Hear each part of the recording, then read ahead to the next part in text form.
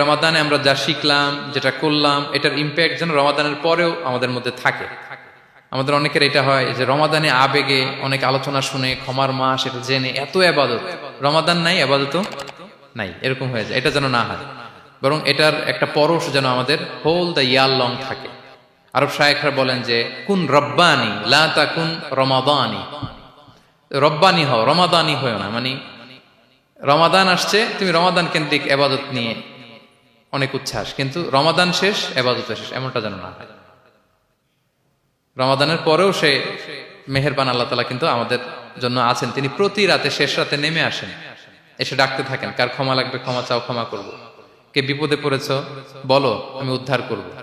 তো তিনি আরশের উপর থেকে প্রথম আসমানে নেমে আসলেন দেওয়ার জন্য। আমি ঘুম থেকে জাগতে পারলাম না, নেয়ার জন্য। এটা হইল প্রাইম মিনিস্টার আনোয়ার ইব্রাহিম আমাকে একটা অ্যাওয়ার্ড দিবে, লেটস সে হোটেল ইন্টারকন্টিনেন্টাল, উনি এসে বসে আছে, বাট আমি যেতে পারিনি। এটা হয় না। আল্লাহ তাআলা প্রতি রাতে শেষ রাতে এসে বলেন কার কি লাগবে দাও। তিনি নেমে আসেন বা বিশেষ মনোনিবেশ করেন প্রথম আসমানে এসে, কিন্তু আমরা যে নিব সেই সময়টুকু আমাদের হয় না। আমরা এতটা গাফেল যেন না হই, আমরা যেন একটু পুশ করি। বড় কিছু পেতে হলে নিজেকে পুশ করতে হয়, এক্সট্রা একটা ড্রাইভ দিতে হয়।